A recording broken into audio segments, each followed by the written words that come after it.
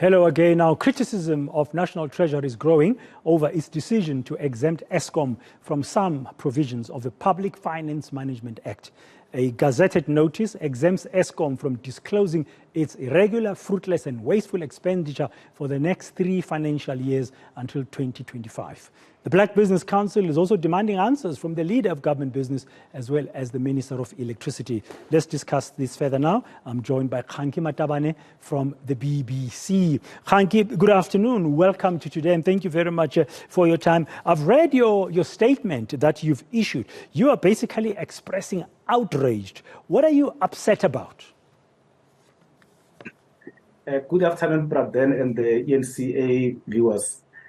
When we first saw the statement, we thought maybe it was an April Fool's Day type of a joke, because it's very, very, very strange. Yes.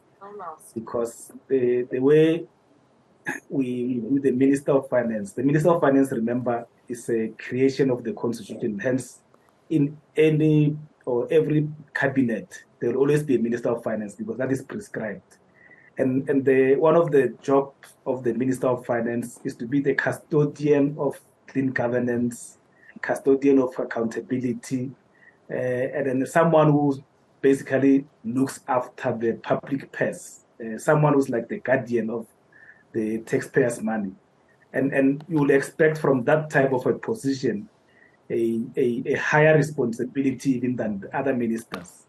And you'll expect that there will be a lot of application of minds when you consider certain exemptions. That type of a minister who's very, very responsible for that position should not be seen in one or the other to abuse exemptions or to promote any form of non-disclosure of important information. So I think that is very, very, very important. And we were sort of surprised when we saw this and say, but how can the Minister of Finance even think of something like this? Because what this thing says, if you read the other statement that they issued, it says they are doing this it's a technical accounting issue where they don't have to show the irregular, fruitless and wasteful expenditure in the annual financial statements, but they show it in the annual reports. But remember, any investor or anyone who wants to borrow Eskom money, they read both the financial and non-financial information. So the subsequent statement is also contradicting itself because if you still have it there, they're going to see it. So why give an exception? But okay, the impression that this is creating an impression that the Minister of Finance is basically shielding and encouraging corruption. You say in your statement that you view this also as an irrational decision that you say is desperately, and I'm quoting, seeking to shield the incompetent former CEO of Eskom, Andre de Ruyter. How so?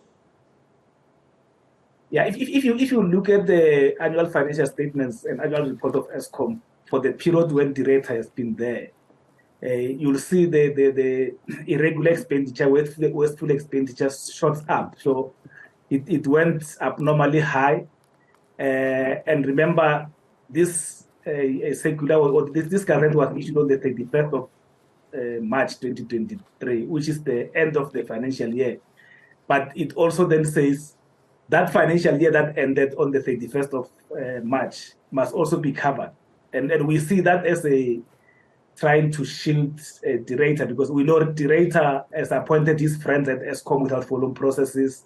He has been appointing both as service providers, as employees, his friends, without following process. So he never liked to comply. So if you then say you are not going to disclose the irregular expenditure, fruitless expenditure during the period of de Ruyter, you are basically saying, let's shield this man. And this is the very same man who called them, the very same government corrupt. So that's where we found it very, very, very strange. Okay. How do you shield that type of a person? You need to make sure that you then say to Eskom, if you have issues of internal controls and all those type of things, sort them out rather than shield them, because by shielding them, you are actually encouraging them to to not perform their duties. And that way, for the past year, the next 2 years, they are not going to they're not going to clean their houses because they know whatever happens, no one is going to know what happened. So if they bought things that were never even delivered, no one is going to know. So that for us, we think is a irrational decision by the Minister of Finance. Okay, and you as the Black Business Council are now seeking an urgent meeting with the Minister of Finance, Kundungwan, I understand, and the Deputy President of the Republic. Have you started the process to try and see them as urgently as you wish? Yes, I think, we've sent the letters requesting meetings, and we hope they'll prioritize this because this is a very, very important issue. And we hope sanity will prevail and the minister will just withdraw this, and then we move on with our lives. If they don't withdraw it?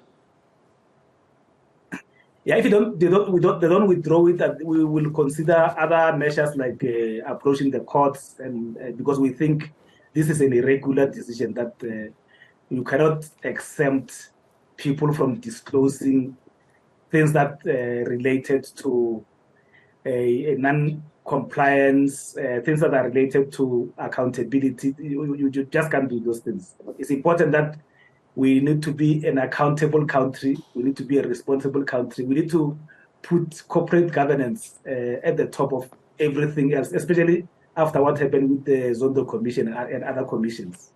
Okay, thank you very much for your time this afternoon, Kganki Matabane. He's, of course, the head of the Black Business Council, weighing in on that gazetted notice by the Finance Minister exempting Eskom from some provisions of the Public Finance Management Act until 2025.